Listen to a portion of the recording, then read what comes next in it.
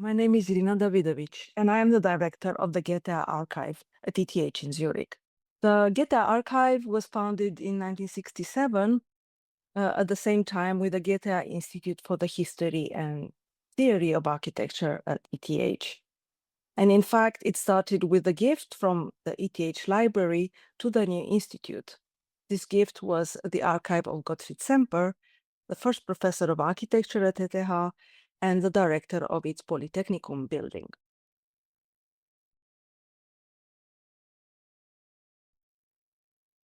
In addition to documenting the architectural history of ETH, as well as the teaching of architecture and construction here, the archive holds the estates of many renowned Swiss-German architects, as well as the collections of the main federal professional associations.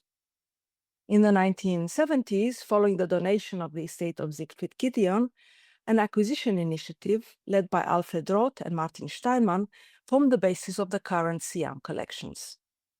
Our single most requested item is, in fact, the group photograph of the first Siam meeting at La Sarraz in June 1928.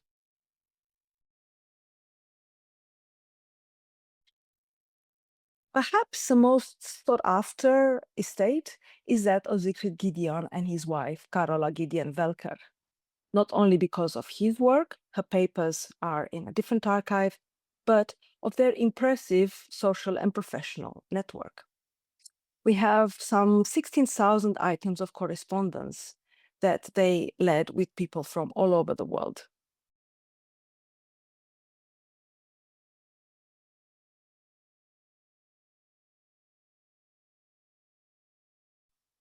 And in fact, the Goethe archive is best known for this archival triad of the Gideons, the Siam, and the Semper collections.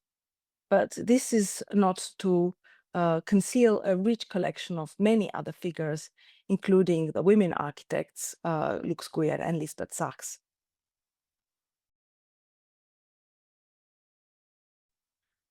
The historically poor visibility of women in the profession is indeed pretty strongly reflected in our collections. Out of some 350 individual estates, there are only 20 that belong to women, and out of this, about 12 together with the archives of their husbands or male partners. This lack of visibility has caused us to adopt a more proactive stance towards collecting and prioritizing women's collections. I would say that interest in women's archives has raised exponentially over the past few years and is in fact disproportionately large in rapport to their still meager presence here at the Goethe Archive.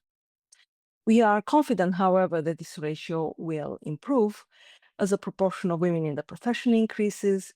They become more confident about the historical value of their contributions, and indeed, we have become more proactive in contacting women architects and asking for their collections.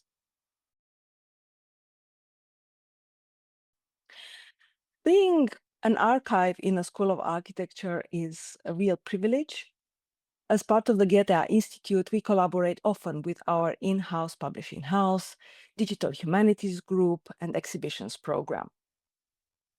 Our presence in the school has become more visible through the addition of a changing exhibition display called Periscope, which brings up into the school foyer documents from deep below in the archive.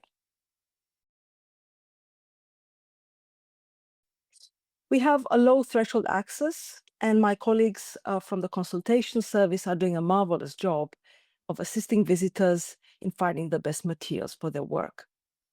In addition to this kind of research support, we are conducting numerous research and publication projects.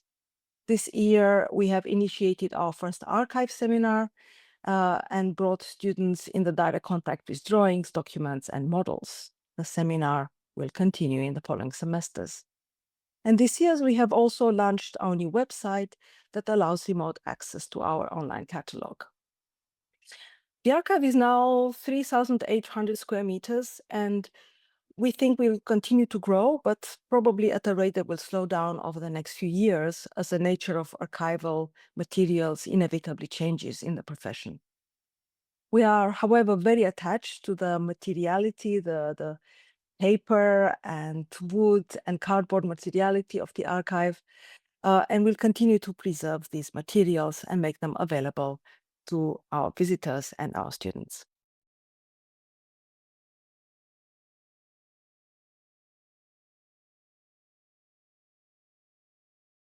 My name is Sofie De Caigny. I work at the New Institute as head of collections, and I started there February 2025, so I'm very fresh.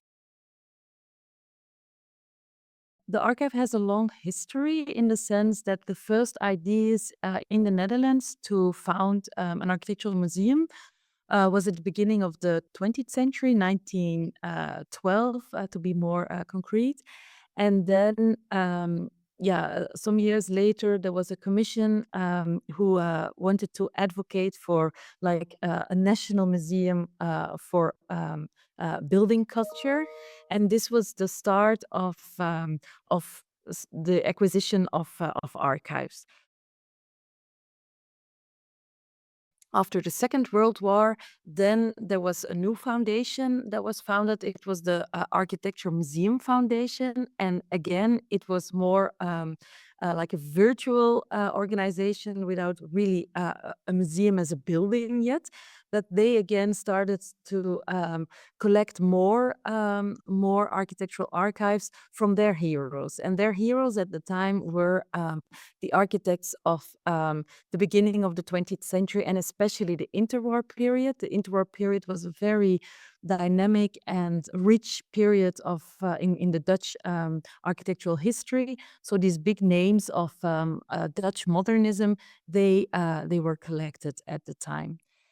And then it grew, the collection grew, and another foundation was parallel to the first one, was also founded just after the Second World War, and that was a foundation, and they wanted to educate the general public how to dwell well.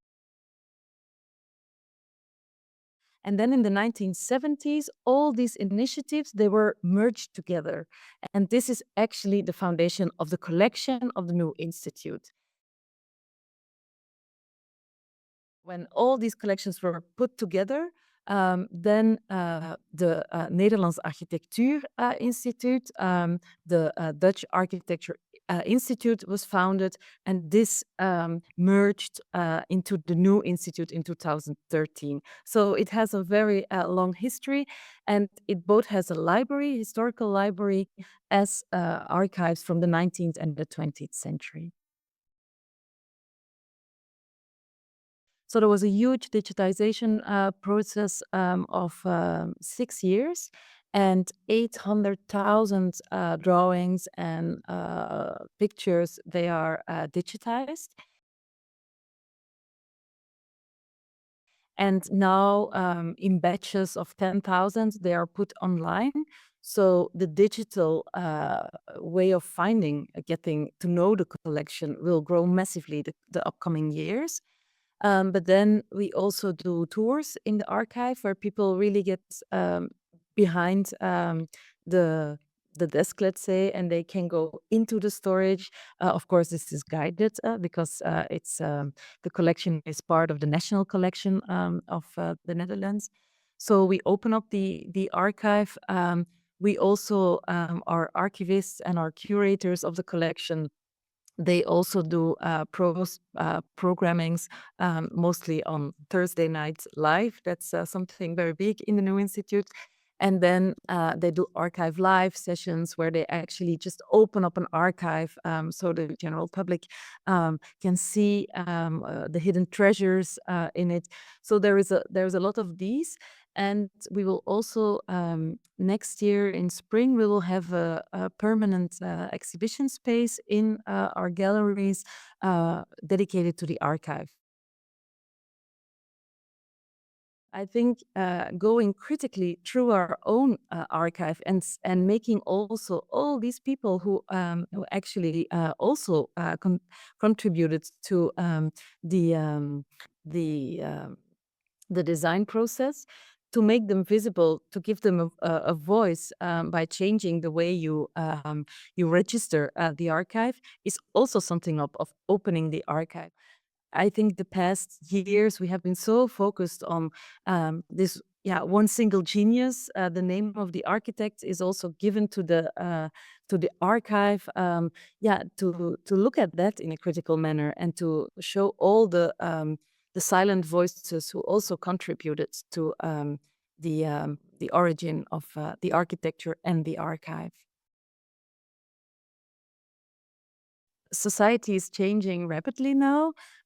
So we face climate change in the Netherlands, but also in Belgium, for example, there is a huge housing crisis. We want to build more bio-based. We want to build more nature inclusive, and all these aspects that we need to tackle in the contemporary architecture. But if you look carefully to the archives, many answers are in the archive because not destroying buildings but transforming them was the natural way of doing until the modernists thought of the tabula rasa and to start all over again. Bio-based building materials, they were just the way things were done before the Industrial Revolution.